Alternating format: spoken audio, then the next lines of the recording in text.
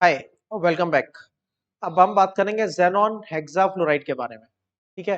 So there are certain special things जो आपको advance में ज़ेनॉन हेक्साफ्लोराइड की प्रॉपर्टीज को हम एक बार पहले शॉर्ट में देख लेते हैं, बाद में डिटेल में डिस्कस करेंगे। ठीक है। तो सबसे पहले और सबसे सिंपल प्रॉपर्टी है इसका प्रिपरेशन।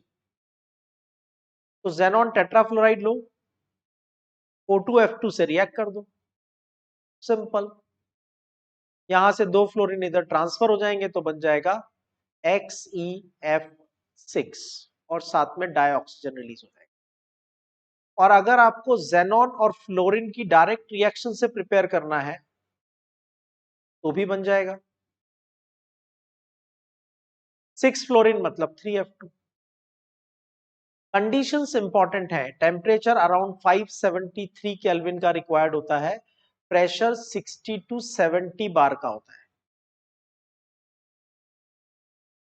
प्रपोर्शन होते हैं 1:2 के। तो याद रखना, आप बना रहे हो XeF2 और ये आप प्रिपेयर कर रहे हो XeF4 और आप प्रिपेयर कर रहे हो XeF6। जेनॉन यहां पे एक्सेस में यूज करेंगे। चलो we write it here, space रहेगा हमारे पास। XeF2, difluoride, tetrafluoride and hexafluoride.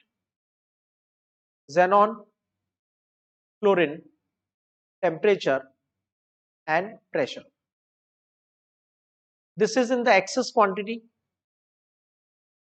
तो ये लिमिटेड हो जाएगा। Temperature 673 kelvin, pressure approximately 1 bar. XeF4, XeF4 के केस में क्या होता है? XeF4 के केस में हमारे पास जो प्रेशर होगा, जेनॉन का प्रोपोर्शन होगा 1:5 होगा और हेक्साफ्लोराइड के केस में 1:20 होगा।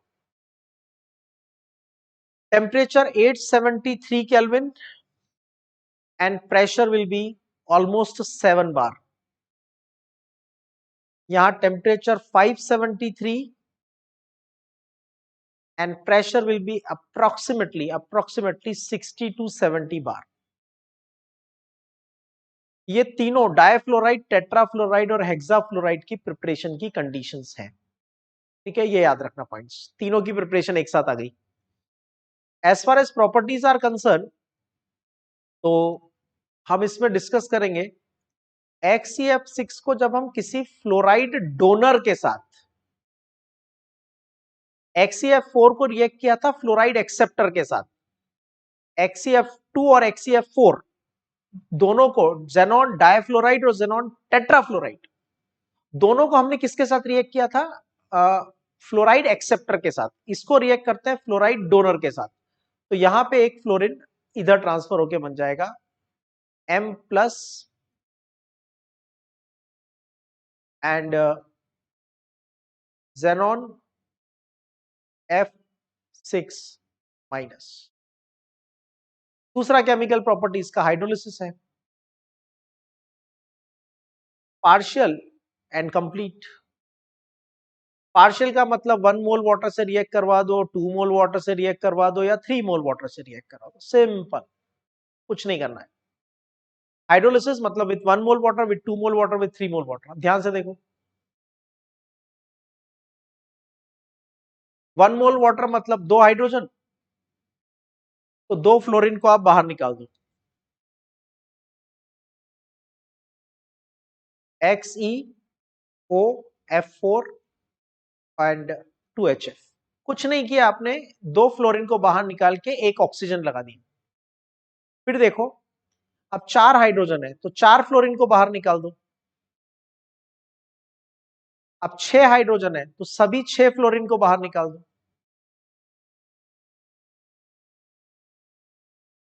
फ्लोरीन की वैलेंसी होती है 1, ऑक्सीजन की वैलेंसी होती है 2। इसका मतलब एक ऑक्सीजन आएगा तो 2 फ्लोरीन को बाहर निकाल देगा। एक ऑक्सीजन आया, 2 फ्लोरीन बाहर गए। अब 2 ऑक्सीजन आ रहे हैं तो 4 फ्लोरीन बाहर चले जाएंगे, XeO2F2। और 3 ऑक्सीजन आ गए तो सभी फ्लोरीन बाहर चले जाएंगे, XeF3।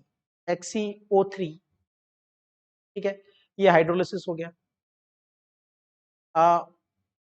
Geometry and hybridisation, XeF6 half of विम का, आउटर शेल में कितने इलेक्ट्रॉन है 8, monovalent 7, cation charge 0, anion charge 0, तो हमारे पास टोटल 6 है, सॉरी 6 मोनोवैलेंट, तो 14 divide by 2 is equal to 7।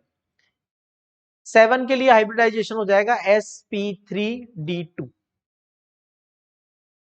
Sorry sp3d3।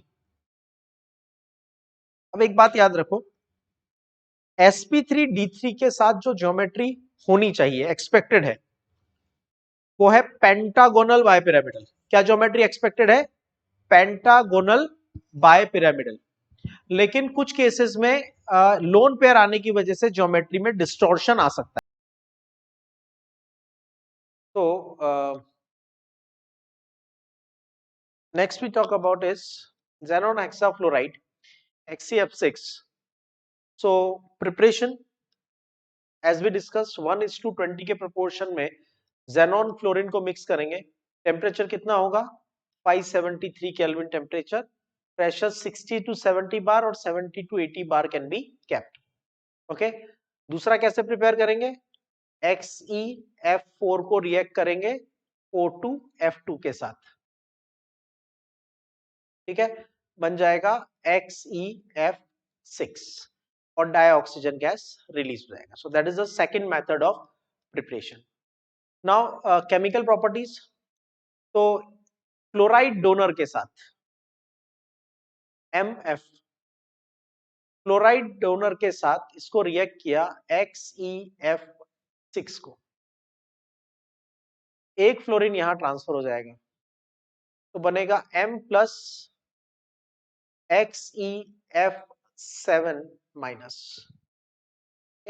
So fluoride donor के साथ ये फ्लोराइड एक्सेप्टर की तरह बिहेव करेगा और 6 की जगह टोटल फ्लोराइड हो जाएंगे 7। उसके बाद नेक्स्ट केमिकल प्रॉपर्टी हाइड्रोलिसिस। तो हाइड्रोलिसिस में मैंने आपको ऑलरेडी बताया है, बहुत ज्यादा कुछ कॉम्प्लिकेट करने की जरूरत नहीं है, सिंपल लॉजिक अप्लाई करो।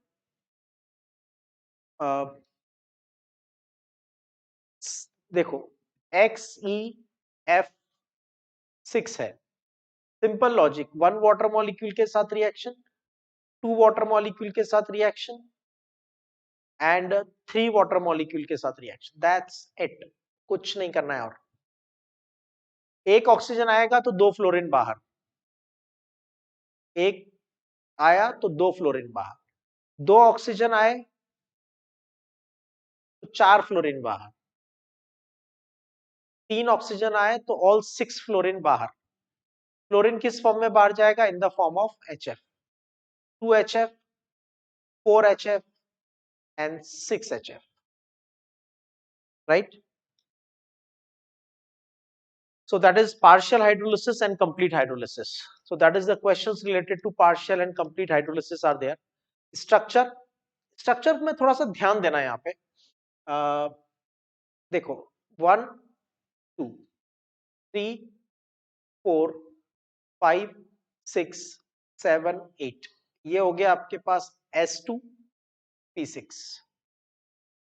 6 फ्लोरीन के साथ कंबाइन होना है तो क्या करेगा? 1 2 3, 3 इलेक्ट्रॉन को हायर एक्साइटेड स्टेट में ट्रांसफर कर देगा,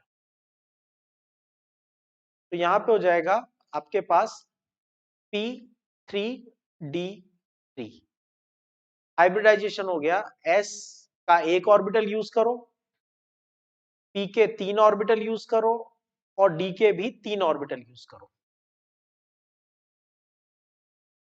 sp3d3। अब इस sp3d3 में 7 ऑर्बिटल्स आपके पास इन टोटल हैं, ठीक है, sp3d3। तो 7 के लिए क्या ज्योमेट्री होनी चाहिए? 7 के लिए एक्चुअल ज्योमेट्री होनी चाहिए पेंटागोनल, ये पेंटागन, पेंटागोनल बायपिरामिडल। अब अगर मैं यहां पे एक लगा देता हूं लोन पेयर, तो क्या होगा, ध्यान से समझना बात को। पेंटागोनल बायपिरामिडल, तो 5 bond within the plane, एक ऊपर और एक नीचे, लेकिन एटम तो आपके पास 6 ही है। तो जो 5 विद इन द प्लेन वाले हैं उनमें से एक आ जाएगा आपके पास लोन पेयर। ठीक है, तो अब आपके पास विद इन द प्लेन कितने बचेंगे? 4, 1 above 1 below, and this lone pair will not literally remain in the plane, it will get arranged like this. तो वैसे ज्योमेट्री होनी चाहिए पेंटागोनल बायपिरामिडल, लेकिन लोन पेयर की वजह से उसमें डिस्टॉर्शन आ जाता है और वो बन जाती है समवॉट ऑक्टाहेड्रल ज्योमेट्री। ठीक है, so this is about structure, and 6 fluorine combine हो जाएंगे, 1 2 3 4 5 6, राइट। अब यहां पे इसमें आप कह सकते हो कि यहां पे एक लोन पेयर भी होगा जो विद इन द प्लेन होना चाहिए, लेकिन वो इस तरह से रिपल्शन को अवॉइड करने के लिए यहां अरेंज होता है। उसकी वजह से सभी बॉन्ड्स में थोड़ा थोड़ा डिस्टॉर्शन आ जाता है, इसलिए हम इसको डिस्टॉर्ड ऑक्टाहेड्रल ज्योमेट्री भी कहते हैं। ठीक है, तो ऑक्सीडेशन स्टेट +6, हाइब्रिडाइजेशन क्या है? sp3d3, number of sigma bond 6 sigma bond, number of pi bonds there is no pi bond present, total number of bond pairs 6, क्योंकि 6 फ्लोरीन है तो 6 बॉन्ड पेयर हो गए। Number of lone pairs there is 1 lone pair. ठीक है, क्योंकि हाफ ऑफ v plus m minus c plus a comes to 7, 7 में से 6 बॉन्ड बनाने में काम आ रहे हैं, तो एक बचा लोन पेयर। ओके, शेप क्या होगी? आप इसको डिस्टॉर्ड ऑक्टाहेड्रल बोल सकते हो, डिस्टॉर्ड ऑक्टाहेड्रल बोल सकते हो, या फिर डिस्टॉर्ड पेंटागोनल बायपिरामिडल भी बोल सकते हैं। The structure of XeF6 is distorted octahedral, right? And next question is XeF6 on partial hydrolysis. तो पार्शियल हाइड्रोलिसिस की दो कंडीशन हो सकती है, 1 मोल वाटर यूज किया तो 1 ऑक्सीजन आ जाएगा, और 2 मोल वाटर यूज किया तो 2 ऑक्सीजन आ जाएंगे। ये पार्शियल हाइड्रोलिसिस की कंडीशंस होंगी। ठीक है, सो ये प्रोडक्ट बनेंगे पार्शियल हाइड्रोलिसिस, मतलब 1 मोल वाटर और 2 moles of water. So sorry, not this one, this, these two products 1 and 2, ये दो प्रोडक्ट बनेंगे। It reacts with fluorine at high temperature in the 1:20 ratio. अगर 1:5 रेशियो लेते हैं तो क्या बनता है? XeF4। अगर 1:20 रेशियो लेते हैं तो क्या बनता है? XeF6। और अगर एक्सेस में जेनॉन लेते हैं तो क्या बनता है? XeF2। Conditions, temperature, pressure and proportions याद रखना इंपॉर्टेंट है। Okay, xenon atom undergoes which hybridization? So we already discussed, अभी विम का अप्लाई करके हमने सॉल्व किया था। तो 8 + 6 - 0 + 0 7, तो एक S हो गया, बाकी के 3 P हो गए और बाकी के 3 D। हाइब्रिडाइजेशन sp3d3 होगा, राइट। तो that's everything about xenon hexafluoride।